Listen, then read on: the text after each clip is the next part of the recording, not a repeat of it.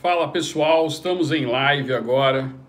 Bom dia, sabadão, tempo nublado, querendo chover aqui em São Paulo, onde eu estou. Dia 20/11/2021, 12 horas. Aqueles que estão entrando agora, sejam bem-vindos ao canal Jacareditanga.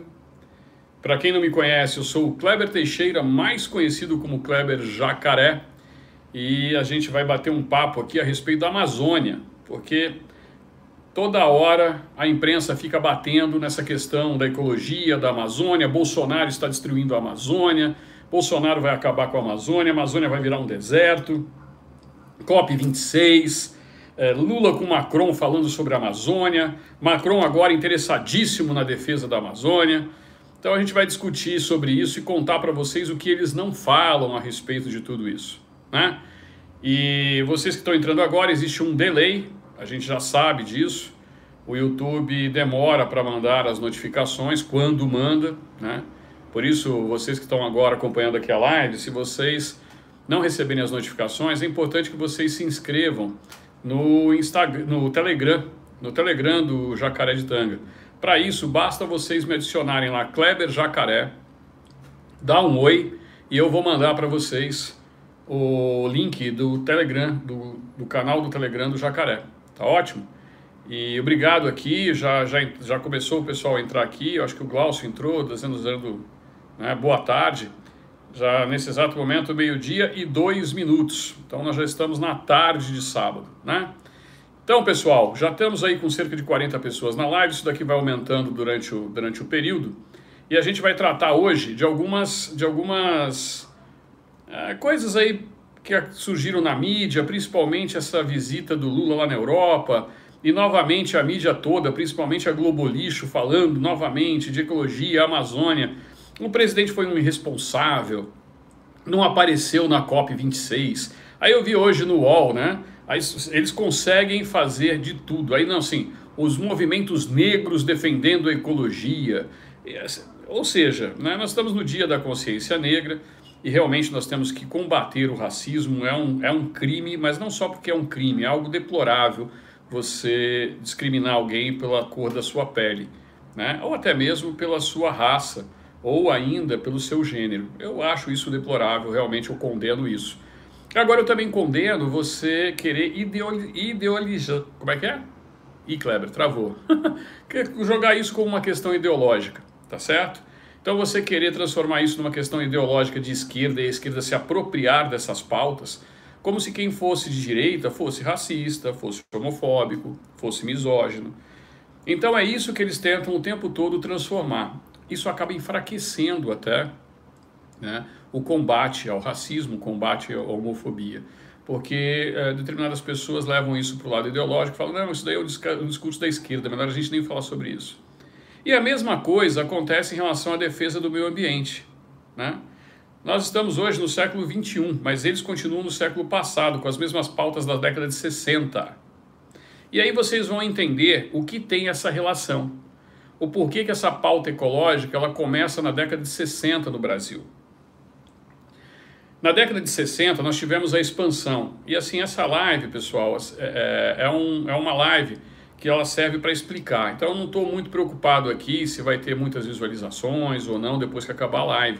Minha preocupação é passar a maior quantidade de informação possível para vocês entenderem o que existe por trás desse discurso, né?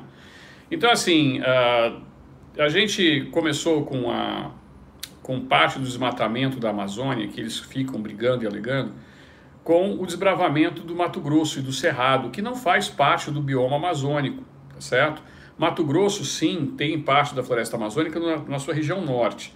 E isso só veio ocorrer depois da década de 80. Na década de 60, houve ali um desmatamento do Cerrado para ampliação das fronteiras agrícolas. E nisso o povo gaúcho, os bravos gaúchos do Rio Grande do Sul, desafiaram a lógica da ciência na época. Sempre a tal da ciência.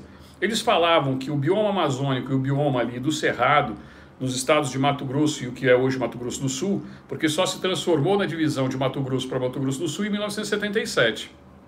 E eles insistem em falar que era uma terra ácida, que ali nada se produziria, nada haveria de se produzir. Vieram as tecnologias, o sistema de calagem, Hoje se planta até mesmo em Israel, que é um lugar desértico, mas né, os ecologistas de plantão da ocasião, porque desde aquela época já existia isso, 1960, diziam que era um absurdo.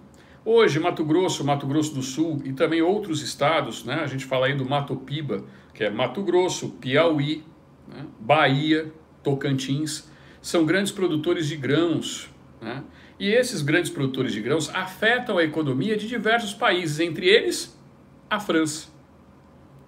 E aí vocês vão conseguir entender o porquê de toda essa movimentação. Os principais produtores agrícolas na Europa são França, Espanha, Alemanha.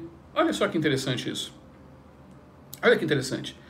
Por onde o larápio passou por esses dias? Por onde surgiu esse discurso todo, né, de produção agrícola? Incluo também Portugal nessa lista. Eles são os principais produtores. Só que na década de 60 nós fizemos a expansão agrícola e essa expansão agrícola possibilitou o Brasil ser o que ele é hoje, esse crescimento.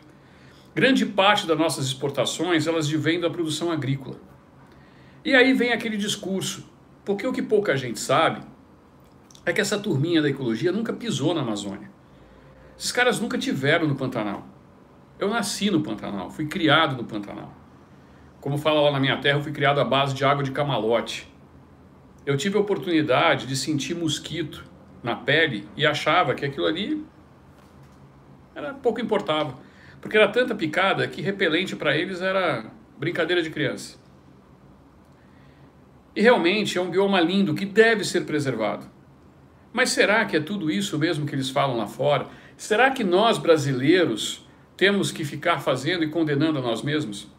Ontem na live do presidente Bolsonaro ele foi muito perspicaz, ele falou com toda a propriedade do mundo. Nós não vemos... exatamente, aqui alguém falou assim, na minha terra é mutuca, lá também tem a mutuca, que é aquela mosca preta, né, ela pretona assim, e que tem uma ferroada super doída, que, nossa, fica até vermelho na época, na hora, chega até a arrancar um pouquinho de sangue. E aí o que o Bolsonaro falou ontem, a gente vê chinês falando da poluição que eles causam, é o país que mais polui no mundo atualmente, junto com os Estados Unidos e a Rússia. Por um acaso a gente vê russo reclamando do que eles fazem nas tundras e nas florestas da Sibéria?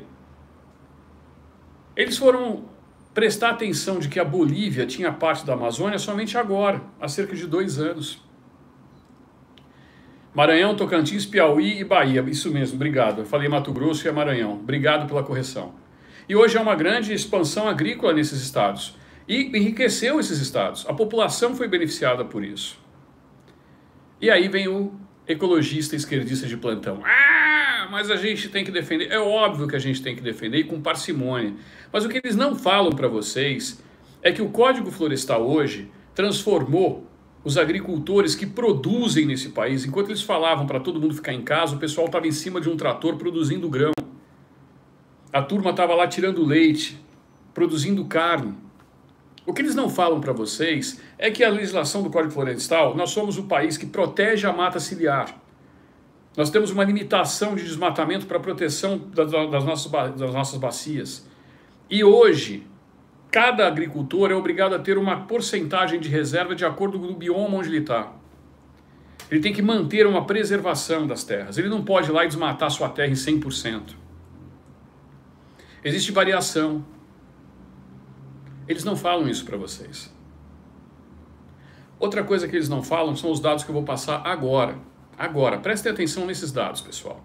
Que isso é muito importante. Essa é uma live que vocês têm que compartilhar para aquele seu amigo esquerdista que fica falando besteira por aí. Porque esse cara nunca pisou numa floresta. Nunca pisou. Ele nunca teve na floresta amazônica.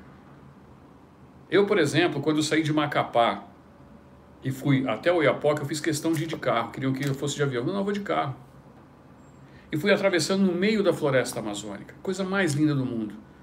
Existem cerca de 56 tribos indígenas à beira da rodovia. O exército brasileiro faz uma proteção ferrenha naquela fronteira. E quem é que faz fronteira lá? Guiana Francesa. A Guiana Francesa, do seu Lacron, ela tem 1,15% da floresta amazônica. E esta é a grande inveja dos franceses daquela esquerdalha europeia. Porque eles também não contaram que o Lula foi recebido somente pela esquerdalha europeia. o PSOL europeu. Isso é o que eles chamam de parlamento. Mas olha só esse dado. A Guiana Francesa tem 1,15% do território de toda a floresta amazônica. 1,15%. Você sabe quantos por cento significa do território da Guiana Francesa como um todo? É 96,5% de todo o território da Guiana Francesa. E o que a França tem de interesse nesta base dentro da floresta amazônica? Saint-Georges é a capital, que faz fronteira ali com a cidade do Oiapoque, que o que divide é uma ponte, é o rio Oiapoque que faz a divisão. Mas eu pergunto para vocês, quantos desses esquerdalhas tiveram a oportunidade de ir até lá? Eu não sei. O Levi Cunha entrou aqui já no Telegram, e todos vocês que vierem aqui, logo após a live, eu vou adicionar todos e vou mandar o link. Obrigado, Levi, por ter aqui fazendo parte do canal do Telegram do Jacaré. Então, se você quiser, vai lá, clica, Kleber Jacaré, me adiciona lá no Telegram, manda um oi, que eu vou depois mandar o link para vocês fazerem parte do canal do Jacaré. O YouTube não manda todas as lives, o YouTube não está mandando todos os vídeos, principalmente aqueles vídeos mais polêmicos que a gente coloca o título com ênfase mesmo. Então, assim, existe aí um certo controle. Aquele controle que o Lula estava falando da mídia, da rede social, já existe hoje, tá, gente? Então, quem puder, vá lá, se inscreve no Telegram. Então, voltando aqui ao assunto para vocês, a Guiana Francesa faz fronteira. E lá eu não vejo ninguém gritando por ecologia. E vocês sabiam que lá existe uma grande quantidade de garimpeiros brasileiros atuando dentro da Guiana Francesa? E eles colocam os números como sendo exploração da floresta amazônica brasileira? E que os franceses estão lá fazendo pesquisas atrás de pesquisa? Porque grande parte hoje dos medicamentos, dos recursos naturais que nós temos, vieram de lá. Então, olha só que dados interessantes esses. Nós temos vários países que fazem parte do bioma amazônico e que têm participação na floresta amazônica. E eu vou citar aqui para vocês o número deles e a importância de cada um. O Brasil tem a maior parte da floresta amazônica, corresponde a 60,3% de todo o território da floresta amazônica é brasileiro, está em terras brasileiras. Talvez até por isso o Brasil sofra a maior pressão internacional. Mas existe cerca de 40% que está dividido em outros países. Quais países? Bolívia tem 6,87% da floresta amazônica. Colômbia, 6,95% da floresta amazônica. Curiosamente, são dois países que a gente muito conhece aqui na América do Sul como produtores de droga. Ou alguém esquece que as Farc fazem parte da Colômbia? Vocês viram o Lacron reclamando das Farc? Vocês viram o Lula reclamando das Farc? Vocês viram algum ecologista reclamando das Farc? E do que elas fazem dentro da floresta amazônica? Da proteção de drogas, da proteção de um monte de coisa? Você não vê isso. Você não vê isso. E os esquerdistas, como alguns que já entram aqui, vão dizer isso é fake news. Bom, esses dados aqui, antes que alguém me acuse disso, foram retirados, né? Porque a gente tem que falar hoje, tá, pessoal? Porque senão depois eles vão dizer que tudo é fake news, porque agora é a moda deles, né? Eles querem calar tudo com a gente. Foi tirado da BBC News Brasil, em Londres. Tá bom? Então a fake news você vai lá falar para BBC News Brasil que é fake news o que eles estão produzindo. Eu só estou reproduzindo o que eles estão falando, estou pegando os dados da BBC, tá? Então vamos lá, continuando os dados aqui, eu prometo que eu não vou mais interromper para dar atenção para esse tipo de gente. Para a gente continuar os dados aqui, esse 60,3% da floresta amazônica equivale, vocês sabem, a quanto do território brasileiro? 49% do território brasileiro é selva amazônica. Quase metade do território brasileiro é selva amazônica. O restante está dividido em outros biomas. O Pantanal, né, que está ali o Cerrado. Você tem a Caatinga. Então, assim, você tem a Mata Atlântica. Você tem os Pampas aqui no sul. Alguém tem que falar para eles que o Brasil, 50% do território nacional é floresta amazônica. E o país está entre os 5 maiores do mundo. Portanto, nós somos o país que mais preserva e toma conta da ecologia no mundo. Mas nós também somos os mais agredidos. E aí vão outros dados para vocês. Vocês não veem eles falando da Farc. Vocês não veem eles batendo na Farc. Vocês não veem eles batendo no desmatamento que ocorre na Colômbia. Mas a Venezuela tem um território na selva amazônica, de 6,73% da selva amazônica pertence à Venezuela do seu Nicolás Maduro. Olha que interessante. E faz fronteira lá em Pacaraima, aonde a gente tem ali em Roraima todo aquele conflito de pessoas fugindo pela selva amazônica, atravessando a fronteira para vir se refugiar no Brasil. A mesma coisa acontecendo aqui no sul, na Argentina. 51% do território venezuelano é de floresta amazônica. E depois nós temos outros países, eu vou citar aqui para vocês para não ser mais prolixo. Suriname.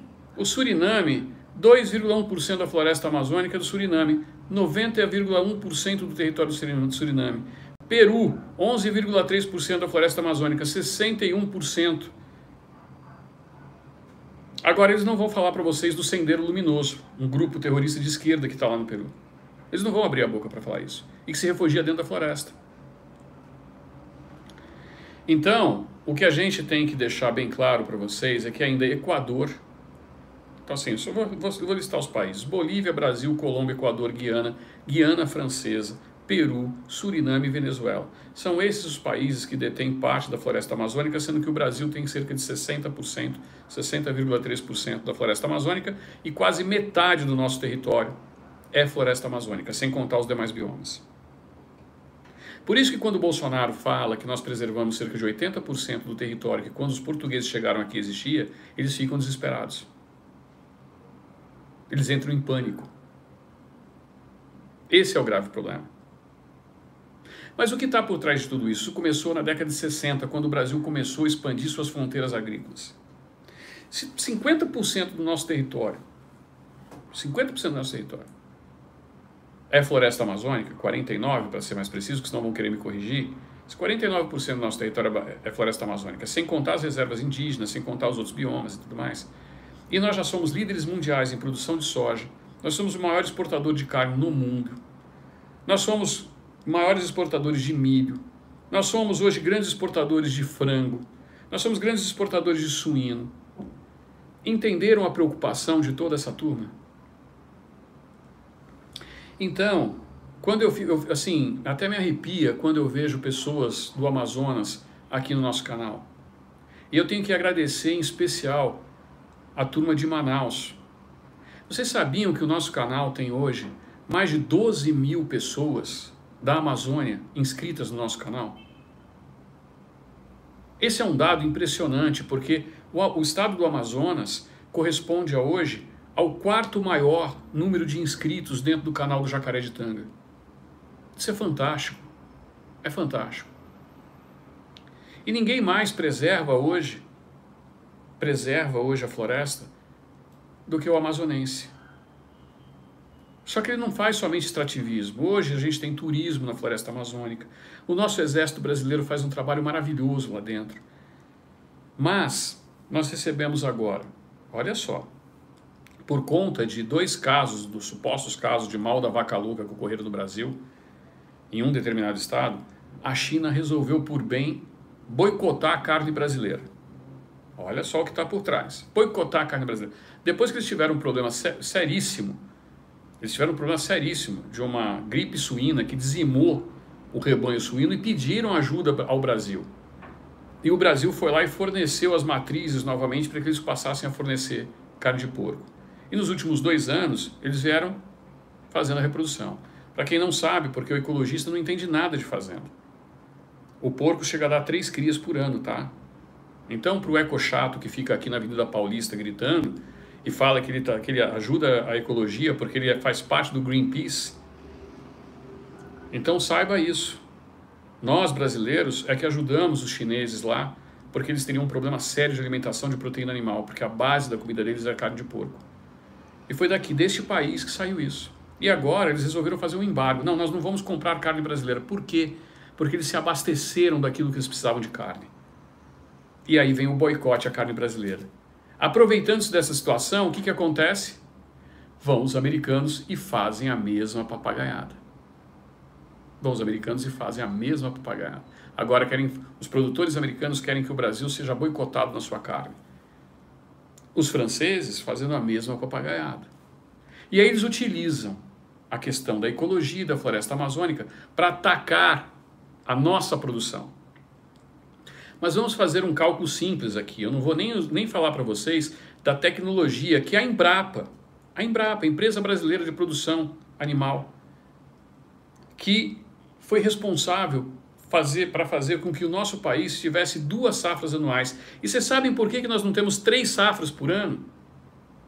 Porque mesmo com os recursos de irrigação, se um produtor for lá e fizer a 3ª safra, ele vai ser multado pelo IBAMA. O ICMBio vai bater na porta dele. Não, você não pode produzir 3 vezes ao ano. Os americanos, que são os nossos grandes concorrentes mundiais na produção de soja, eles só conseguem fazer uma safra porque eles têm um inverno tenebroso. Imagina se nós aumentarmos em 50% a nossa produção sem desmatar nada, somente na área já plantada, se nós usarmos técnicas de irrigação. Então hoje a técnica de irrigação no Brasil é utilizada somente para compensar diferenças climáticas. Ela não pode ser utilizada para fazer a 3ª safra. Olha que coisa interessante. Mas o ecologista não vai falar isso para você. Isso não vai chegar até a sua boca. Não vai chegar até a sua boca a comida que nós produzimos. Porque hoje, tá certo? Hoje, eles trabalham com a gente através dos embargos. E aí, o brilhante trabalho feito pela minha vizinha, Tereza Cristina. Ministra, eu a conheci quando a senhora estava ainda como deputada. A senhora faz parte da família Correia da Costa, em Mato Grosso do Sul. A diferença é que hoje nós temos uma ministra que entende do que está fazendo lá em cima. Ela sabe o que está fazendo. E vai ser senadora por Mato Grosso do Sul. Porque assim que Bolsonaro for reeleito, eu tenho certeza que ela também vai ser eleita senadora do Estado. Tirando a cadeira da Simone Tebet. Tirando a cadeira da Simone Tebet. Que é uma advogada, filhinha de papai, filha de ex-senador, que era o Rames Tebet, que veio de Translagoas, e que agora resolveu ser lacradora. Mas Mato Grosso do Sul sabe muito bem quem é uma e quem é outra. Bom, pessoal, a ideia dessa live foi justamente falar o que está por trás de tudo isso. E o que está por trás de tudo isso é o problema do Brasil hoje ser um dos maiores produtores de grãos do mundo e alimentar as bocas de milhões de pessoas no mundo todo. E não à toa o presidente Bolsonaro foi lá visitar os países árabes, que são hoje o 3º maior comprador do Brasil e que vão tirar essa dependência que existe da China. Então, a gente vai... Você vê que aqui o pessoal está colaborando aqui, mandando informações, o pessoal de Mato Grosso do Sul falando aqui, o Rames Tebet foi governador por 15 dias e até hoje recebe aposentadoria. Eu não vejo a Simone Tebet reclamar disso. A família dele até hoje recebe aposentadoria, segundo o que falou aqui o nosso seguidor, e eu não vi a Simone Tebet preocupada com isso, tá certo? Então, gente, fiquem espertos com aquilo que a esquerda propaga. Como eu disse para vocês, a guerra começou. A guerra que eu estou dizendo é a guerra de narrativas. Como não colou a história do genocida, como não colou a história de que o Bolsonaro é responsável pela fome, como não colou nenhuma das acusações que eles fizeram, eles voltaram ao diálogo de sempre, que é a ecologia. E ontem na live, para quem não assistiu, vai lá ver a live do presidente. Ele mostra um jornal de 1985 falando que a floresta amazônica seria um deserto em 2010. Já se passaram 11 anos e nós continuamos com a mesma quantidade de mata, com a mesma quantidade de floresta. Eles não falam para vocês da capacidade de regeneração. Agora, também o pessoal lá da Europa resolve falar a respeito do gás de ozônio produzido pela pecuária. E aí eles usam os dados deles, que tem que trabalhar com gado confinado, porque o inverno é rigoroso. Eles têm que trabalhar com ração. E aí vem falar que nós aqui produzimos muito gás, muito ozônio. Isso acaba com a camada de ozônio, né, e faz o efeito estufa. Olha só a cabeça deles. Mas eles não entram na computação deles que o nosso gado é criado em pasto, em céu aberto. E que também a grama, o capim, que na maioria das vezes é braquiária, mas existem outros tipos de pânicos, eles não falam. Gás metano, exatamente. Gás metano, que destrói a camada de ozônio. eles não abrem a boca para falar para vocês que aquele capim também está ajudando no meio ambiente. E que aquele gás metano produzido pelo esterco do gado também é adubo para o próprio capim. E que hoje nós trabalhamos com sistemas dos mais diversos no Brasil, coisa que eles não podem fazer. Aliás, vou usar aqui um sistema desenvolvido por um francês, Voisin. Sistema Voisin, que é um sistema de pasto rotacionado para manutenção do pasto. Coisa que hoje nem na França eles conseguem fazer. Então, gente, não vamos dar atenção para esse papinho de lacrador. E eu estou falando tudo isso porque eu estava assistindo hoje a reprise do Morning Show e eu estava vendo o Joel querendo falar a respeito de Amazônia, ele não sabia nada. E aí ele veio com essa historinha que nós colocamos uma cabeça de gado por hectare e que isso é um absurdo, porque nós temos que desmatar uma grande quantidade para colocar uma cabeça de gado por hectare. O dia que esse almofadinha de esquerda pisar numa fazenda sem ter medo de mosquito, eu provo para ele que ele está mentindo. Hoje, a média de produção no Brasil é de cerca de 2 cabeças por hectare. E nós fazemos uma produção intensiva rotativa nas grandes fazendas hoje brasileiras. E o dia que ele quiser ter uma aula de confinamento, semi-confinamento, pasto rotativo, produção de silagem, produção de grão úmido, ele me chama que eu vou até lá no Morning Show para ensinar ele a não falar mais besteira na televisão. Beleza? Bom, pessoal, eu vou agora aqui entrar no YouTube, porque eu estava aqui na reportagem da BBC News, tá, de Londres, para quem quiser pesquisar e para os esquerdistas de plantão que querem dizer que isso daqui que eu falei é fake news. Lembrando aqui que os esquerdistas têm tanta preocupação com tudo que está acontecendo no Brasil, que agora a única preocupação deles é o carnaval, com tudo que está acontecendo no mundo. E eles não abriram a boca para dizer que o chefe da MS está dizendo que não é para pular carnaval. Eu queria que a Globo colocasse isso todo dia. Não vi. Não vi a rede bobo de televisão fazer isso. Não vi. Então, assim, se eles realmente estivessem preocupados com você, preocupados com a contaminação, eles estariam preocupados em falar não pule em carnaval. Mas a essas alturas, Preta Gil, lacradora, né? Aquela outra lá, como é que é o nome? Isso vai falando aí, pessoal, o nome que eu já nem lembro mais desse estilo. É novidade na Bahia, eu já nem lembro. Então, se a gente for falar hoje de carnaval, do que eles estão fazendo, do que eles estão acabando hoje com o povo brasileiro, mandaram todo mundo ficar em casa e agora querem que todo mundo saia de casa para ir pular o carnaval da Globo. Olha que legal. Eles querem pular o carnaval da Globo. Então aqui eu vou entrar agora para ver os comentários de vocês, que eu estava assistindo aqui somente. Não, a Ivete até, coitada, a Ivete é uma das que foi contra essa turminha da lacração. Eu estou falando aquela outra mais antiga, que resolveu ter uma namorada e aí resolveu ser lacradora também. Bom, vamos lá. Bolsonaro deveria decretar o cancelamento do carnaval e deixar eles derrubarem no STF. Também acho, Luiz. Também acho. Ele deveria decretar estado de calamidade pública, tá certo? E simplesmente proibir a realização do carnaval no Brasil inteiro. Acho que seria a melhor alternativa.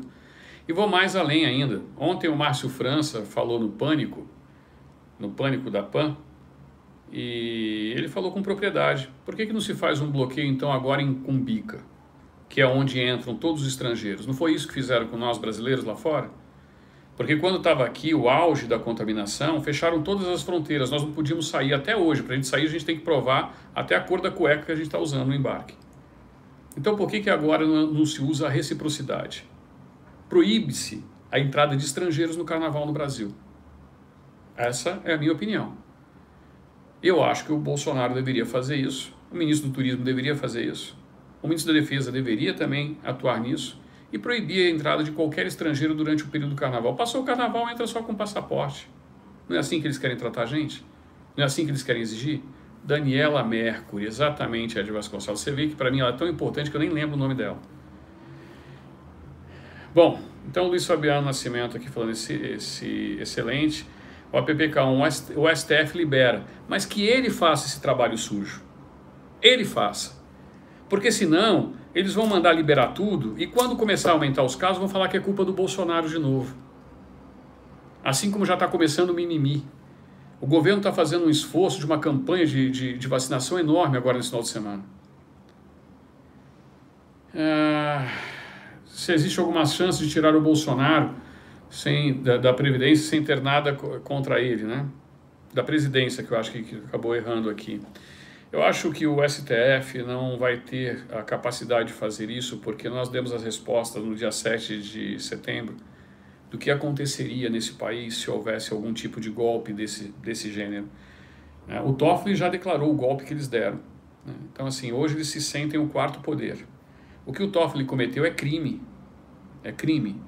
E o Procurador-Geral da República deveria investigar esse crime cometido pelo ministro do STF. Ele cometeu um crime. Ele declarou que hoje o STF é um quarto poder. Mas como aqui no Brasil nada funciona da maneira que deveria funcionar, eu estou vendo os políticos caladinhos. Imagina se fosse o Bolsonaro que desse essa declaração lá em Portugal.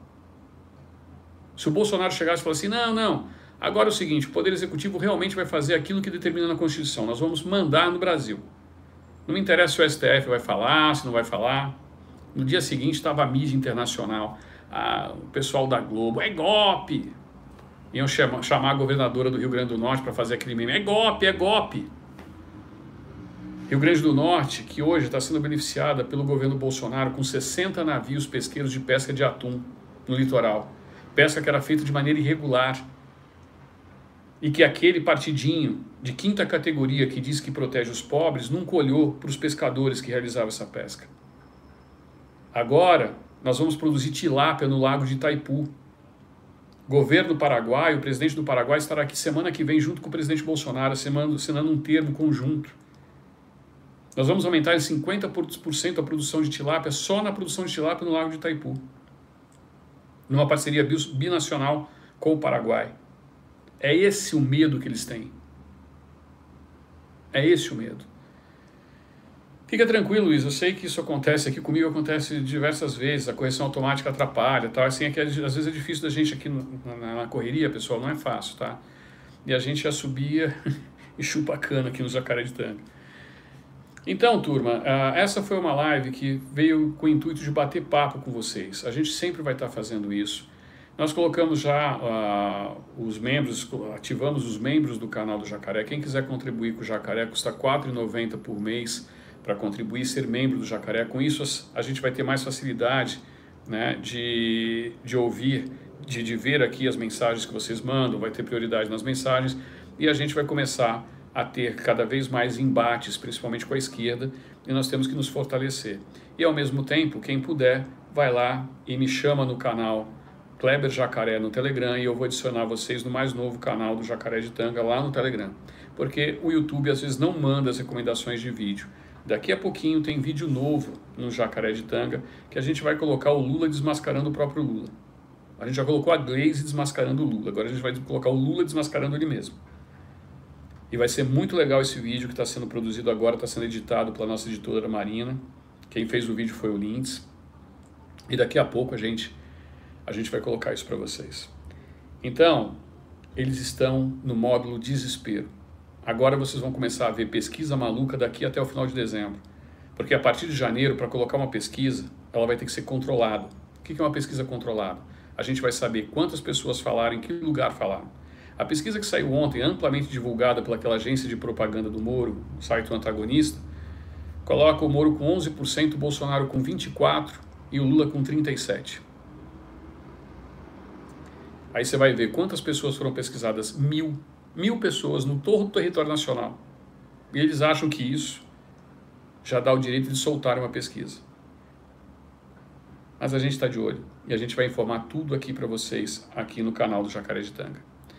Sou Bolsonaro, voto em quem ele indicar. É isso aí, Edna, a gente tem que fazer isso mesmo. Depois eu vou falar para vocês, né, das estratégias que a gente vai ter que utilizar nessa eleição para que a gente não fique na mão. E hoje, aquele sitezinho de esquerda, londrino, The Intercept, soltou um áudio do delegado Valdir. Quem é de Goiás sabe quem é o delegado Valdir. Eu vou produzir um vídeo, mas não vai ser para agora, porque eu estou guardando as 7 chaves, as informações dos traidores do presidente Bolsonaro. Então a Edna falou aqui, eu voto em quem o Bolsonaro indicar, nós vamos começar a indicar os traidores do Bolsonaro. Áudios, a gente recuperou áudios de 2 anos atrás, áudios feitos dentro da liderança do PSL. E nós vamos começar a mostrar os deputados que estavam fazendo parte dessa reuniãozinha, Muitos deles não foram acusados, tá certo? Nem foram mostrados. Mas o delegado Valdir era líder na época e é um desses traidores do presidente Bolsonaro. Então, nós estamos preparando essa matéria, vai ser um vídeo um pouco mais elaborado para vocês, que a gente vai começar a mostrar quem são os delatores, quem são os denunciantes, quem são as pessoas que traíram o presidente Bolsonaro, tá certo? E fazendo delação infundada. E a gente vai desmascarar todos esses caras lá. E o que está por trás disso também. Por que eles fazem isso? Por que chegam lá e traem o presidente? Tá certo? E aí eu vejo aqui ontem, para quem não sabe, ontem e hoje está tendo aqui o congresso do MBL, né? O movimento do Bumbum Livre. E o Renan Santos colocou uma foto do Paulo Guedes e resolveu lacrar, né, com a foto do Paulo Guedes. Para quem não sabe, Renan Santos é o dono do MBL, é o cara que está por trás, é uma família que está por trás. A gente já fez essa denúncia lá atrás. E o MBL está fazendo aqui. Quem foi fazer parte do MBL para eles conseguirem colocar lá? E aí vocês vão ver, tá? A gente vai mostrar isso também para vocês. Eles chamaram Mandetta, Dória, toda a turminha da chamada terceira via. E hoje a grande atração é o cara que eles apoiam, que é o Moro, né? Então estão fazendo todo um carnaval. Sabe o que eles fizeram para ter que atrair gente para esse congresso? E aí chamar de sucesso? Colocaram um food truck com distribuição de cerveja, de comida. É dessa maneira que eles estão tentando atrair as pessoas para ir para lá. Se eu fosse para eles, eu colocaria um anúncio. Tem muita gente passando fome aí no centro de São Paulo, resolveria o problema dessa galera e eles iam ter uma plateia lá para pelo menos aplaudir, né? Uns miquinhos amestrados para aplaudir o que eles ficam falando lá de besteira. Então a gente vai ficar de olho aqui, esperto, e a gente vai trazer novidades para vocês, tá bom? Então, Shalom, maestro Natan, Shalom, maestro.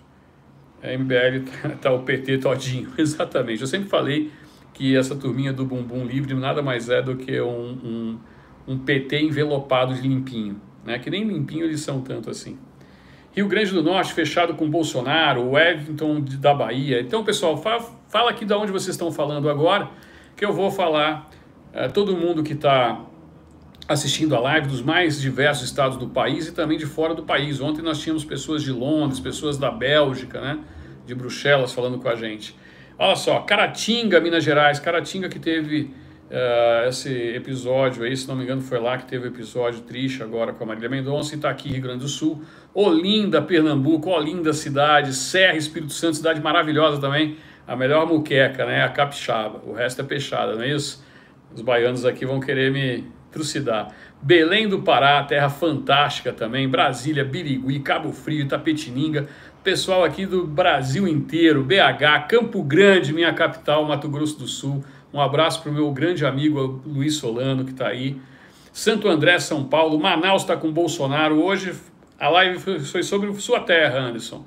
Pelotas, Rio Grande do Sul, tenho grandes amigos em Pelotas, quem não conhece, uma cidade fantástica, ali em Pelotas nós temos a Lagoa dos Patos, pessoal, São Luís do Maranhão e tantas outras pessoas, Petrópolis, terra do Daniel Silveira, terra também linda, maravilhosa, que tem um museu fantástico ali da época do Império.